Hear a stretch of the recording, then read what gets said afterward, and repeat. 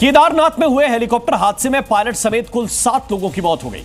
Crash में मारे गए लोगों का डीएनए टेस्ट होगा और फिर परिवार को शव सौंप दिए जाएंगे, ठीक वैसे ही जैसा हमेशा होता है।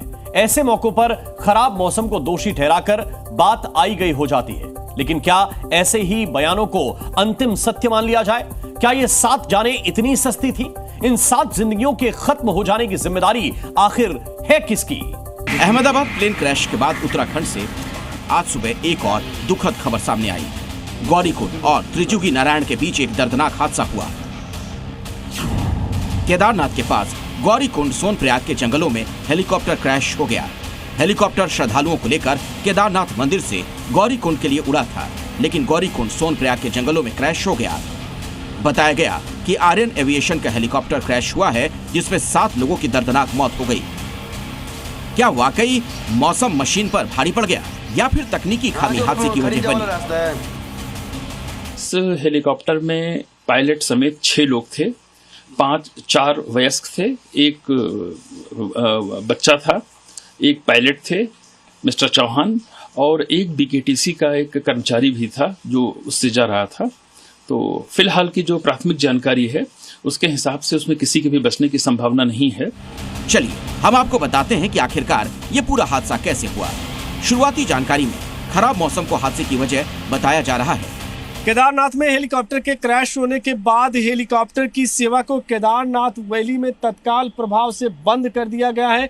अब केदारनाथ से गौरीकुंड, फाटा और दूसरे स्थानों से जो हेलीकॉप्टर की सेवाएं चल रही थी केदारनाथ धाम के लिए, उसको तत्काल प्रभाव से रोक दिया गया है। सरकार ने बड़ा फैसला किया है कि अब फिलहाल जब तक रेस्क्यू ऑपरेशन उस हेलीकॉप्टर का चलेगा, तब तक केदारनाथ में किसी तरह से हेलीकॉप्टर की उड़ान नहीं होगी। सबसे पहले आप हादसे की तस्वीरें देखिए। आर्यन एविएशन के इस चॉपर का मलबा जंगलों में बिखरा हुआ है। चॉपर के कई टुकड़े इधर उधर पड़े हैं। खराब मौसम, स्थानीय लोगों ने मौके पर धुआं उठते देखा तो हादसे की सूचना दी। इलाके में एनडीआरएफ टीम भी मौके पर पहुंची हुई है। खराब मौसम के चलते रेस्क्यू में भी परेशानियां आ रही हैं।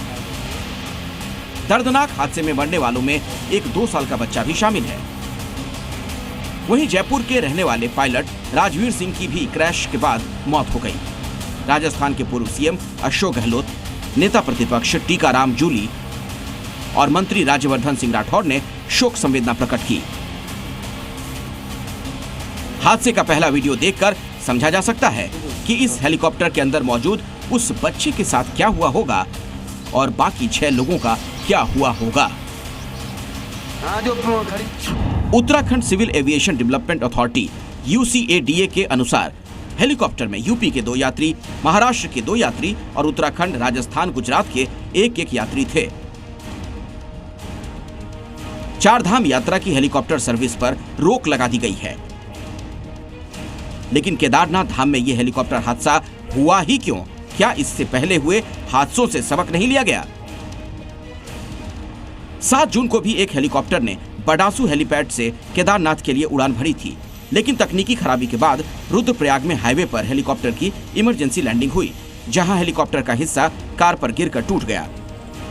इसमें कार भी पूरी तरीके से क्षतिग्रस्त हो गई थी, जबकि हेलीकॉप्टर के पंख से हाईवे किनारे बनी दुकान को भी नुकसान पहुंचा था। हेलीकॉप्टर में पायलट समेत 6 यात्री सवार थे। हादसे में पायलट को हल्की चोटें आई थीं, वहीं सभी यात्री सुरक्षित बच गए।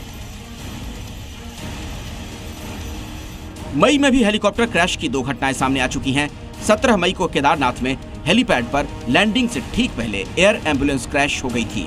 वहीं 8 मई को उत्तरकाशी के गंगनानी में भागीरथी नदी के पास हेलीकॉप्टर क्रैश हुआ था।